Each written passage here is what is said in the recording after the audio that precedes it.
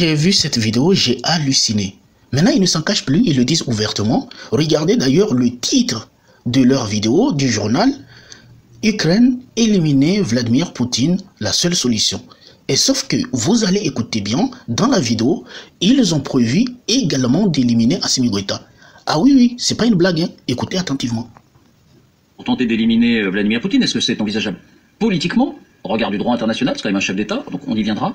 Et il y a la question de la faisabilité. Mais avant cela, la question que je souhaite vous poser, Général Pinard-Legris, elle est toute simple. Est-ce qu'il est imaginable qu'aujourd'hui, les services militaires américains, français, britanniques travaillent sur ces hypothèses? Que les gens des services travaillent, ça me paraît être la moindre des choses, parce que c'est ce qu'on appelle une cible à haute valeur ajoutée.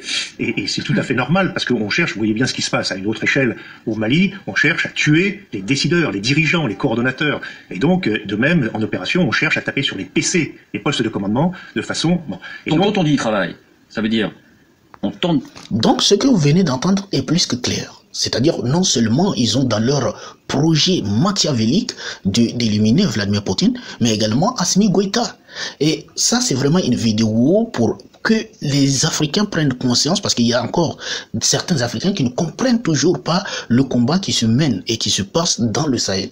En réalité, ces gens sont des personnes cyniques. Ils n'ont jamais caché leur haine contre les peuples africains et contre les dirigeants africains.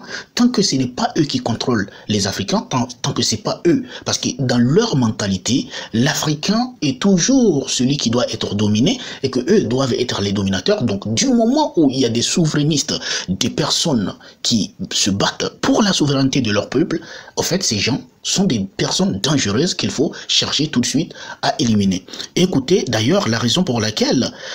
Écoutez cette information, regardez qu'est-ce que nous dit. Et oui, la France, après avoir été chassée, après avoir boudé, maintenant qu'elle a compris au fait qu'elle ne peut plus, elle est carrément remplacée et que finalement, puisqu'elle disait que au fait, si elle part, les Nigériens allaient mourir de faim, les pays africains allaient mourir de faim, sans l'aide au développement, nos pays allaient s'effondrer, ils allaient mourir de faim.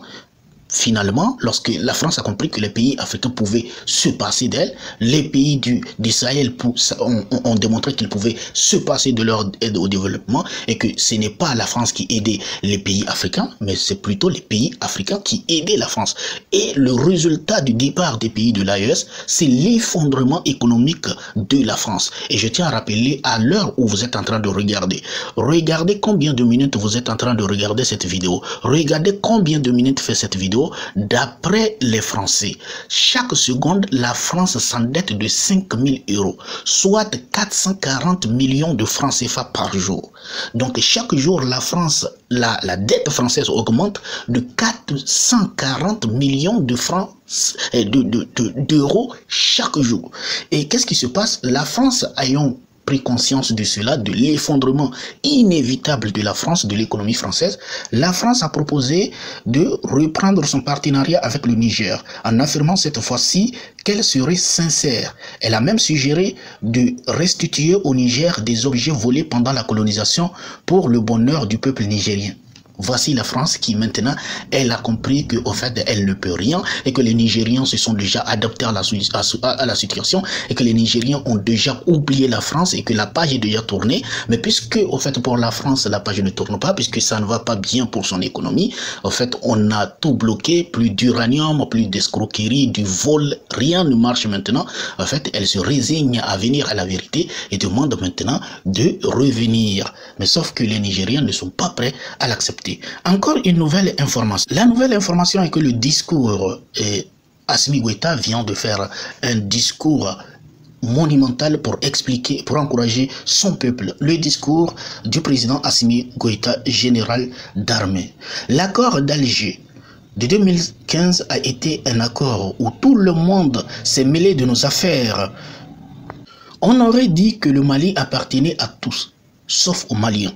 À cette époque, on n'avait même plus de pays, le jour comme la nuit. Le Mali était devenu invivable. Tu ne pouvais même plus te déplacer librement. Des pays étrangers ont mis leur bouche dans nos affaires. De grandes organisations internationales aussi. Résultat, chacun tirait dans son intérêt et nous, les Maliens, étions les grands perdants. Face à cela, Nous avons décidé de reprendre notre destin en main. Nous avons sollicité nos propres autorités morales, comme Ousmane Chérif Haïdara, pour chercher des solutions maliennes à des problèmes maliens. Et ceux qui ne veulent pas en faire partie, qu'ils restent à l'écart, c'est terminé. Nous ne laissons plus personne écraser notre pays. Il est temps d'être nous-mêmes, quoi qu'il en coûte, peu importe sur qui cela dérange ou ce que cela provoque. Quelqu'un qui a l'habitude de manger du beurre, quand tu lui retires ça, forcément, il crie. Mais nous allons faire sortir tous les Maliens, tous les mains étrangers de nos affaires. Notre pays est grand. Notre pays est grand. Où que tu ailles dans ce monde, quand tu parles du Mali, on est obligé de reconnaître la grandeur de notre histoire, celle de la charte du Kourou Kanfouga. Alors, désormais, que nul ne vienne nous dire quoi faire chez nous. Le Mali assume, le Mali décide, le Mali se relève. C'est fini, c'est un discours éloquent. Je pense que ça tombe même dans les oreilles des sourds. De l'Algérie jusqu'à Paris, jusqu'à Washington, je pense que le message est passé. Plus jamais les pays de l'AES ne se feront piétiner. Ce qui est fait est fait. Un nouveau départ est en train d'être tracé. À partir de maintenant, ils vont nous respecter. Et vous avez vu ce qui s'est passé récemment. Les États-Unis sont venus de manière humble dans les pays de l'AES pour dire « Ah, on est venu ». Voici comment le président Donald Trump, qui a humilié la moitié du monde, et maintenant qui envoie ses représentants venir se dresser devant les peuples de l'AES. Vous avez vu, ils avaient invité les 5 clowns sur lesquels j'avais déjà fait 2 vidéos, que les États-Unis de Donald Trump les a humiliés. Maintenant, ce n'est plus Donald Trump qui appelle les pays de l'AES de venir aux États-Unis parce qu'ils n'iront pas. Donc, Donald Trump s'est résigné à envoyer un représentant pour venir parler aux pays de l'AES.